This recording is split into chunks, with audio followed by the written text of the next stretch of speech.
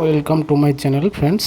দেখুন RRB NTPC CBT 1 এই কোশ্চেনটা এসেছিল, দুটি সংখ্যার অনুপাত 3:2 হলে যদি তাদের থেকে 8 ও 6 বিয়োগ করা হয় যথাক্রমে তাদের অনুপাত হয় 8:5।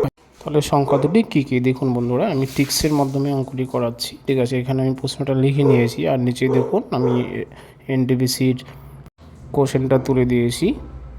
ঠিক আছে, আমরা একটা ধ্রুবক সংখ্যা এক্স ধরে নিলাম। এক্স মানে হচ্ছে যে অনুপাত দেওয়া আছে তার সাথে এক্স ধরলাম, অর্থাৎ 3x ও 2x ধরলাম সংখ্যা দুটি। এবার বলছি কি এদের থেকে যথাক্রমে 8 ও 6 বিয়োগ করলে অনুপাতটা দাঁড়ায়। আমি একবার অনুপাত চিহ্ন দিয়ে দিলাম, মানে ভাগ চিহ্ন, বাইর চিহ্ন আর অনুপাত চিহ্ন একই চিহ্ন। ঠিক আছে, 8:5 হয়, তাহলে আমি এভাবে সাজিয়ে নিলাম।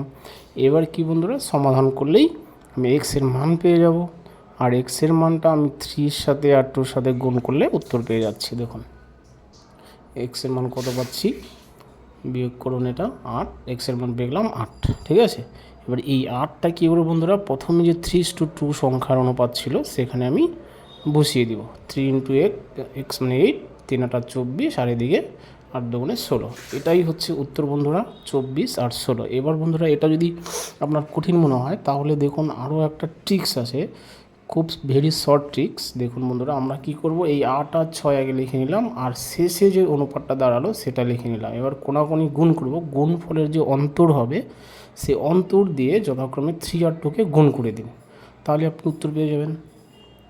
থ্যাংক ইউ বন্ধুরা, সাবস্ক্রাইব করবেন।